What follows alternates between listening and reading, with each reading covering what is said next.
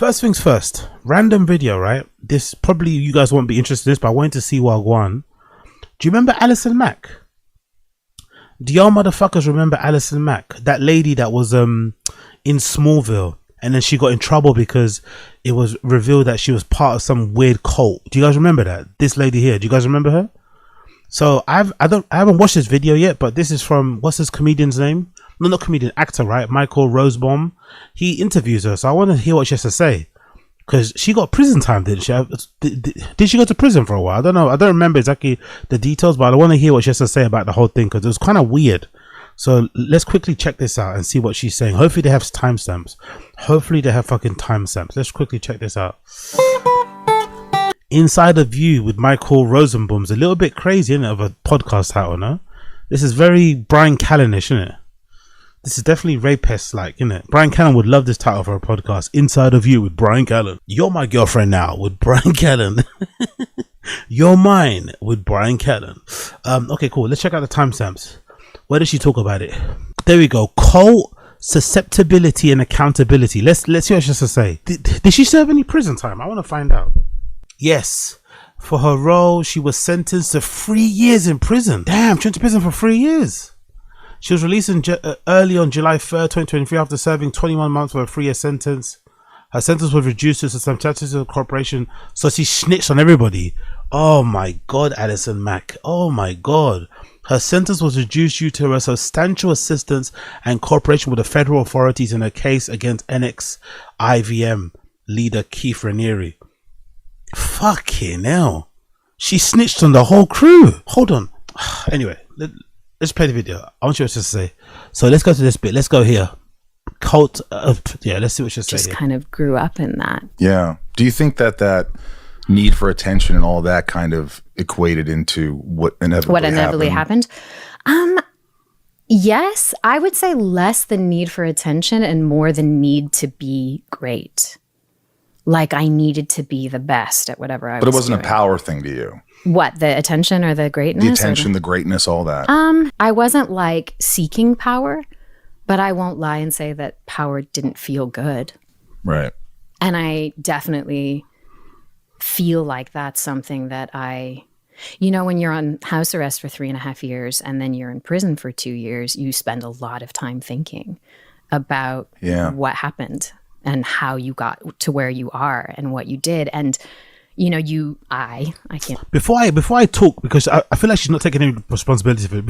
Before we continue, can I check if this cult killed people? Did anyone die? The Lost Women. Excuse me? The Lost Women is a 2-hour documentary premiered investigation. The former editor publicist who first revealed as Branding Women takes a deep dive into answer the questions surrounding the tragic deaths and mysterious experience of 5 women. The cult you were involved in killed 5 women, and you're talking about need for attention and power. God damn, Allison Mackey, bro. You sound a little bit like a piece of shit. I'm not gonna lie. Let's just quickly go. Let's continue. Let's give it time. I can't say you. I yo-yoed back and forth between I'm the worst human being on the planet. You are. You definitely are. I'm all these awful things. You definitely are. Horrible. You definitely are. Devastated. You definitely are. And then I would go back and I'd be like, well, no, I'm also like, I had good intentions here and oh my God. Good intentions. I had good intentions. Did the cult have good intentions? Mamma mia, I had good intentions. I wanted to do this here, and I'll look at my journals and be like, I was thinking this here, so I don't think I'm horrible. And it was this dance back and forth of accountability and justification and confusion and accountability, justification, blaming the team. Till finally you settle into, okay, I'm a human being who has dark I'm not and perfect. light. I got caught up. Is she going to say I'm not perfect? Is she going to say the classic piece of shit line that everyone says is a piece of shit? People that are grade A pieces of shit love saying, I'm not perfect. Up in a really messed up situation with really powerful people who had incredible ways of manipulating people over long periods of time. And what did I do that I need to sit with in my conscience for the rest of my life so I don't do it again? Right. And what did I do that I can forgive myself for? And then with that knowledge, you move ahead, hopefully with wisdom, and try and do better on the other side. Yeah. And one of the things I definitely contend with on a regular basis is like, How did I objectify people to the point where I thought it was okay to take away their autonomy? Like how did I get to a point where that was something that I thought was okay? And how did I get to a point where I thought it was okay to feel in power of people? Right. How did I get to a place where I lost my... It's like feeling like, I don't know if it's a notion or whatever, but good people sometimes do very bad things. 100%. She seems kind of impressed with herself. I don't really get the feeling that she's sorry. I'm not gonna lie. I don't really get. I probably have to watch the documentary, learn more about what her role was actually in the cult. Maybe she has nothing to be sorry about, but I don't really get the feeling that she's sorry. I get the feeling that she's kind of impressed by what she was able to do. You know, the power, the control she had over people and stuff. It kind of impresses her. It kind of takes her aback. Like this, I don't know. Or I just don't believe this introspection. I think this introspection is a little bit performative. It's a little bit, it's meant to like placate, you know? It's not really meant to actually get to the root of things. I have a really hard time with the idea of good people and bad people. I work with people now. Actually, let's find out, because I'm curious to know. Let's just write ChatGPT and find out what they say. Let me just write ChatGPT. Let me just make sure nothing crazy is shown on the screen, because I'll be asking ChatGPT some mad things. Allison Mack, an actress based on Smallville, was a high-ranking member of NXIVM, an organization. Is that how you pronounce it? How is it pronounced? Or is it NXE? I don't know. An organization that played a central role in a secret subgroup of DOS, Dominus Obsequious Sororium. This is definitely a white people cult, isn't it? I don't think black people will be in a cult like this. Here's a quick breakdown. Within NXIVM, Mack was one of Keith Raniere's closest lieutenants. Wow. So she was high up. She helped recruit members into programs and rose in status within organizations. In DOS, Mack functioned as a master directly beneath Keith Raniere. She recruited women to become her slaves, often without telling them Raniere was at the top of the hierarchy. Recruits were required to give collateral, compromising materials such as nude photos, damaging personal secrets, and rights to assets. She participated in enforcing strict rules which included diet and weight requirements, sleep deprivation, readiness drills at all hours, coercion to sexual activity. No way. She got women to fuck the guy. Whoa. Mack was arrested in 2018. She pled guilty to racketeering and recruitment sentences free. Fucking hell. So she's kind of a horrible person, isn't it? Fuck. In prison who have done really horrible things. 2018, Younger Vibes. 2018. I would not say that they're bad people. Right. And I know that I have done really bad. Oh, big up Coiler. Oh, it's pronounced Nexum. Is it pronounced Nexum? Okay, cool. NXIVM. Big up Andrew and Coiler. It's pronounced NXIVM. Cool. Things. And I don't believe I'm a bad person. So I believe... You don't believe you're a bad person. You coerce women to sleep with the fucking cult leader. That would define... That's the definition of a bad person, huh? That's the textbook definition of a bad person. That there are different psychological things that are happening in people's brain. Yeah. Uche, she went to prison for, they said 21 months, right? She went to prison for 21 months, but got out on early release or something. There, see? She was sentenced in July 2023, serving approximately 21 months on a 3-year sentence. Her sentence was reduced due to her substantial assistance and cooperation with federal authorities in case against NXIVM leader Keith Raniere. So yeah, so she got fucking a lot of time off of it. Actually, is Keith Raniere the same guy that was getting those sisters? Yeah, I remember this guy. Didn't he have wasn't NXIVM the cult that had those 2 sisters from the, what they called? They're from like a really successful rich American family. Brofmans, that's it, the Brofmans. Yeah, he got them in it. Yeah, true. Okay, cool. Is this guy alive? Where's he now? Is he alive or is he dead? What was his prison sentence actually? What did he get? Arrest and conviction. In the wake of the Times piece, Raniere and members of the Inner Circle fled to Mexico. Social issued an email. The FBI filed a secret. On March 26, federal police located Raniere in a luxury villa outside of Puerto Vallarta, arresting and deporting him. Salzman later testified. Raniere barricaded himself in the master suite, where Raniere attempted to hide in a walk-in closet. Jesus Christ. What sentence did he get? What was he sentenced to, motherfuckers? Closing argument. Post-conviction. Awaiting... Yo, Wikipedia, man, just tell me what his prison sentence, innit? Is that not hard? Is that really hard? prison sentence, please. Is that really difficult just to tell me what the fucking prison sentence is? Okay, cool. How long did he get? He got 120 years. Fucking hell.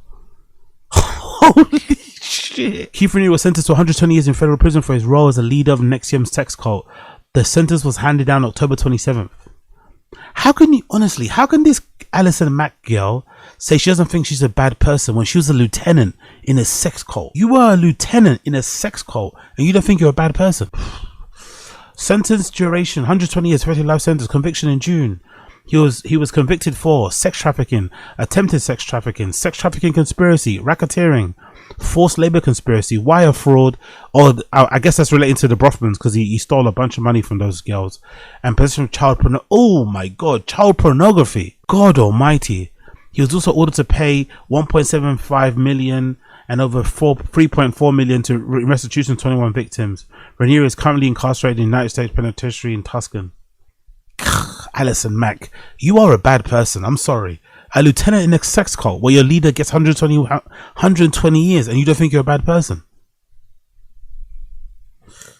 Brains that I don't totally understand because I'm not a psychologist yet. Sociopaths, psychopaths, mirror neurons broken down, things like that make empathy difficult for people. But I just don't know if I inherently believe that people are either good souls or bad souls. I don't think you're born. I mean, sometimes people are born with mental illness, right? And so a lot of times they don't have a choice. Exactly. So not to keep stopping this, right? But fair enough if you don't think you're a bad person, but surely if you're in a cult and you come face to face with that level of manipulation, brainwashing, abuse, exploitation, you see it in front of your eyes. Because sometimes these cults, they start with a good premise, right? And then the leaders kind of take advantage of people. So people are coming in with all these hopes and dreams to kind of better their lives, whatever it may be. And then the people kind of take advantage of them in that vulnerable state. Surely if you see that with your bare eyes right in front of you, that would make you believe that there are some people that are evil and some people that are good. Because I remember reading something about school teachers. School teachers believe that, you know?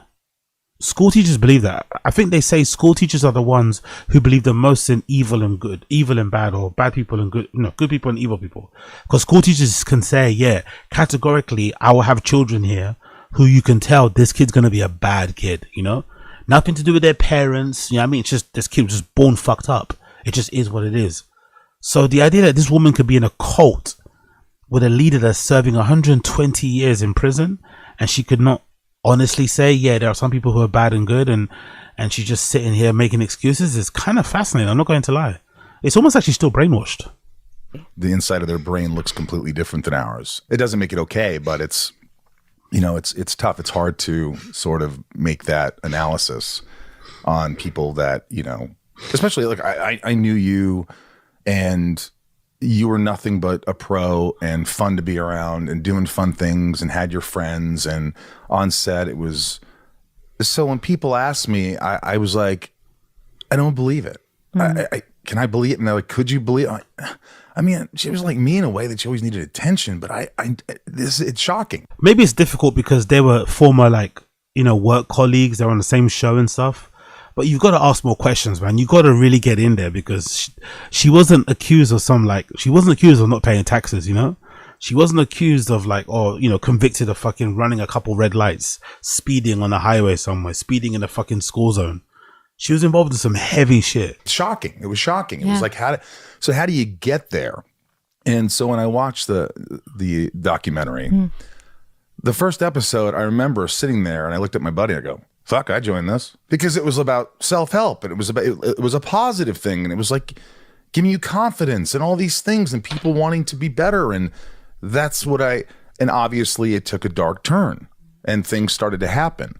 So I guess do you remember where it started changing for you, or were you unaware? Were you think you were a little? I mean, my God, it went on I was involved for 12 years. 12 years. And stuff didn't start to get really dysfunctional and illegal until like the 8th or 9th year that I was involved. So it was like a very stereotypical, now that I look back on it, grooming process that happened over a period of time. And, I unfortunately have also been in an abusive relationship. And we're going to blame men now. Blaming men, of course. Classic. Let's blame the men in my life. Classic. It was a different form of an abusive relationship where you make a decision to justify something that is a big deal at the time, but you're like, oh, okay, I can figure out how to make this okay. Small nitpick here, right? Small nitpick. I really despise how she uses her face expressions to emphasize her points, like an elementary school teacher. Adults do that. It's so annoying. It's okay if you do that to kids, but when you're like, and then I was going, and I was just trying to make the best of it. Like, just what are all these fucking facial expressions? Just talk normally.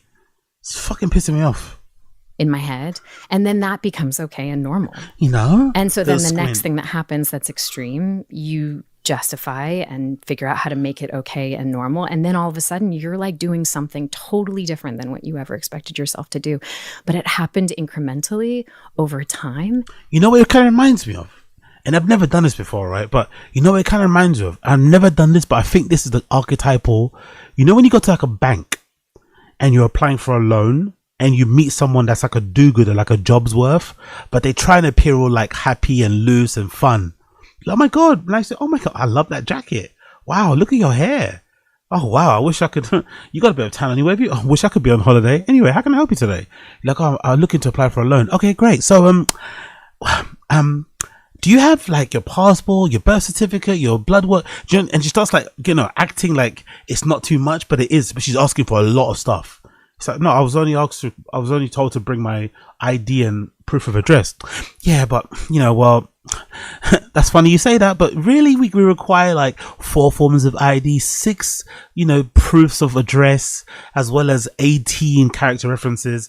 But I'll see what I can do. Jots back behind to go talk to the manager, and then comes she just did the most Herculean task by requesting more info from a fucking manager, and then just keeps giving all these fucking. It's like this weird patronizing game. It's like, bro, just talk normally. I'm a grown up. Just talk to me fucking straight up. Stop with this fucking trying to disarm me with your fucking niceness. I fucking hate it. Anyway, ran over. And you feel like you're in too deep. It's incremental. So you're saying incremental. It's subtle. So these things are starting to evolve, and it's bigger than you are. 100%.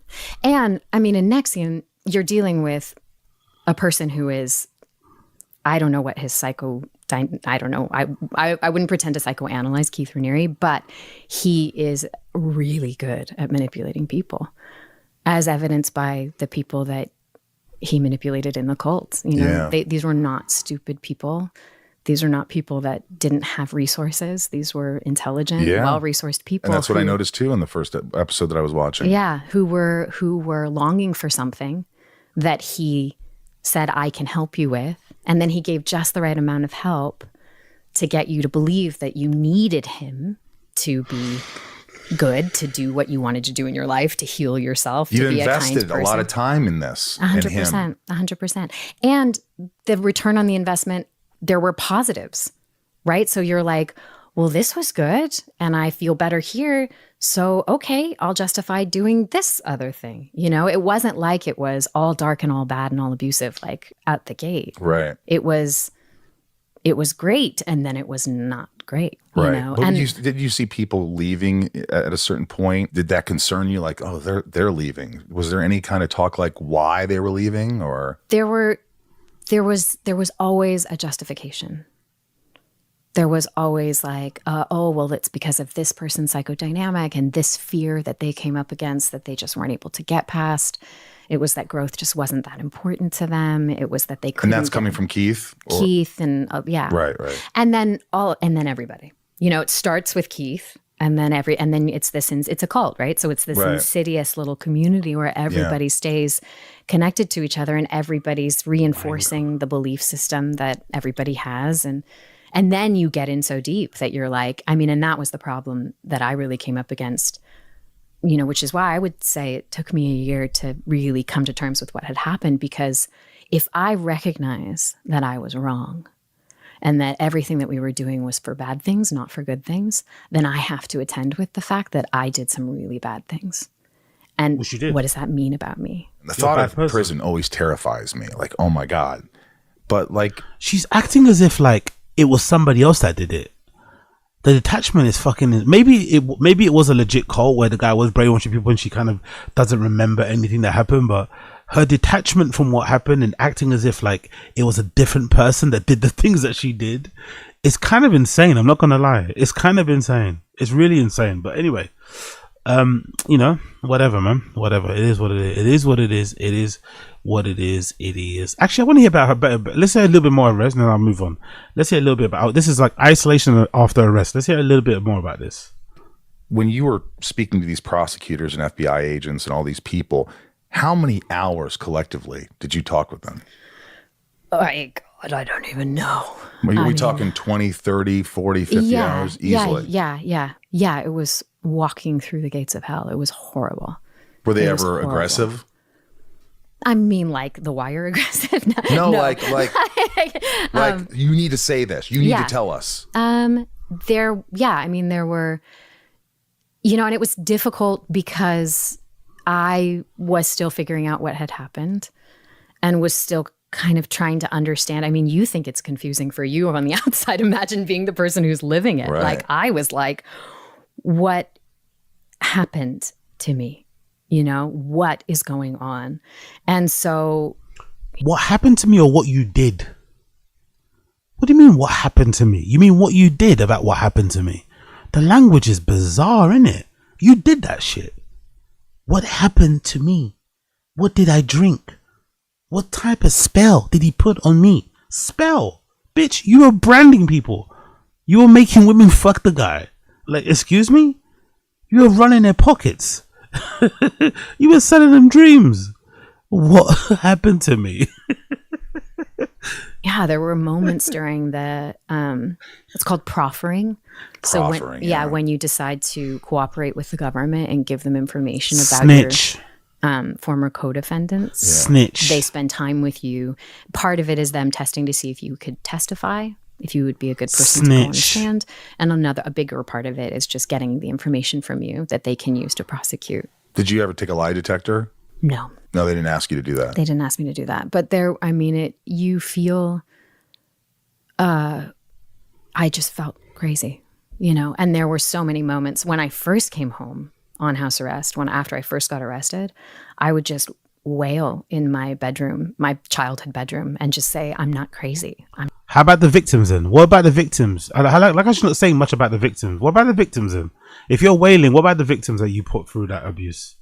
Not crazy. I'm not crazy. How were your parents reacting? Were they really supportive? Yeah. I mean, my dad has dementia. So my dad was, thank you. So my dad was, doing the best he could. Yeah. Probably for the best he had dementia. My mom was incredible. My mom still makes me cry. Yeah. Yeah. Yeah. My mom and my about, I would say 90% of the people in my life stopped communicating with me. Good. Whether it's because they couldn't get to me or they didn't know what to say or it was too scary or the betrayal was too deep, whatever it was, I stopped talking to 90% of the people in my life. And so it was really just like my mom and a couple of my closest friends and my sister. Yeah. And they really kept me together. Like, they created a shell around me so that I could liquidate and then reform. And my mom just went to a place where she was like, I just need to love her. I'm not going to try and force therapy on her. I'm not going to try and change her mind. I'm not going to try and, have any type of intervention with her. I just need to love her. And that's what she did. And that's what my community did. And that's what saved my life. Did you? Maybe it's just an actor thing, isn't it? Like, she's odd. She's an odd one to read. I'm not really sure what's going on here. Maybe it's just an actor thing, isn't it? I don't know. Bizarre lady. Anyway, recommend you check out yourself, guys. Looks like a really decent interview. It's an hour and 14 minutes long. I just skipped around to one little segment. I recommend you check it out. Michael Rosenbaum, Insider View with Michael Rosenbaum, Allison Mack interview is there. Check it out. Pretty decent little watch there. I recommend you check it out.